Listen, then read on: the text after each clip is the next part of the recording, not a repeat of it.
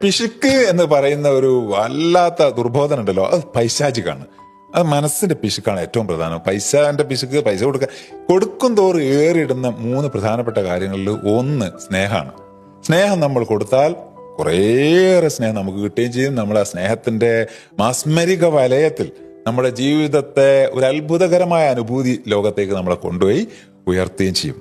അപ്പൊ സ്നേഹം പിടിച്ചു വെക്കുക എന്നുള്ള പിശുക്കാണ് മനുഷ്യന്മാർ കാണിക്കുന്ന ഏറ്റവും കൊടിയ പിശുക്ക്, വലിയ പിശുക്ക്.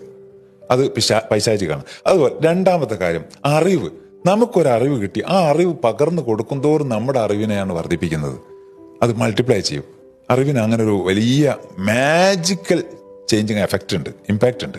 അപ്പൊ നമ്മൾ കിട്ടിയ അറിവുകൾ കൊടുക്കാൻ തുടങ്ങുക, ഏതെങ്കിലും തരത്തിൽ പകർന്നു കൊടുക്കുക. അടുത്തുള്ള വൃത്തത്തിൽ, ഫ്രണ്ട്സിൽ, കുടുംബത്തിൽ, ആർക്കും ഇത് എന്താക്കുക, അത് നമ്മൾ പ്രസരിപ്പിക്കുക. അപ്പൊ നമ്മളെ അറിവിന്റെ വലിയൊരാളായി നമ്മൾ മാറും. മൂന്നാമത്തെ ഏറ്റവും പ്രധാനം നമ്മുടെ ദാനധർമ്മങ്ങളാണ്. നമ്മൾ പൈസയായിട്ടോ അല്ലെങ്കിൽ സമ്പത്തിന്റെ വേറെ ഏതെങ്കിലും രൂപത്തിലോ ഭാവത്തിലോ നമ്മൾ ആൾക്കാർക്ക് കൊടുക്കുക. പട്ടിണി പാവങ്ങൾ കൊടുക്കുക, വിഷമിക്കുന്നവർ കൊടുക്കുക, സങ്കടപ്പെടുന്നവർ കൊടുക്കുക, രോഗികൾ കൊടുക്കുക, കണ്ണീരണിയുന്നവർ കൊടുക്കുക. നമ്മൾ തന്നെ വിഷമിച്ചിട്ടാണ് ഇത് കൊടുക്കുന്നതെങ്കിൽ അതിന് വലിയ ഇമ്പാക്റ്റ് ആണ്. ദൈവികമായിട്ട് വേദഗ്രന്ഥങ്ങൾ തന്നെ സാക്ഷ്യപ്പെടുത്തുന്നുണ്ട്. നിങ്ങൾ കൊടുക്കാൻ മനസ്സ് വരുമ്പം തന്നെ പിശാച് നിങ്ങളെ പിറകോട്ട് വലിക്കും. എന്താ അവൻ ഭീഷണിപ്പെടുത്തുന്നത്, അവൻ മുന്നറിയിപ്പ് നൽകുന്നത്, നമ്മളെ താക്കീതാക്കുന്നത്, നിങ്ങൾ പട്ടിണിയായി പോകട്ടോ, നിങ്ങൾ ദരിദ്രരായി പോവും, നിങ്ങൾ കൊടുത്താൽ കുറഞ്ഞു പോകും, നിങ്ങളായിരിക്കും പിന്നെ വിഷമിക്കാൻ പോകുന്നത്, കൊടുക്കല്ലേ എന്ന് പറഞ്ഞ് തടഞ്ഞു നിർത്തുന്ന.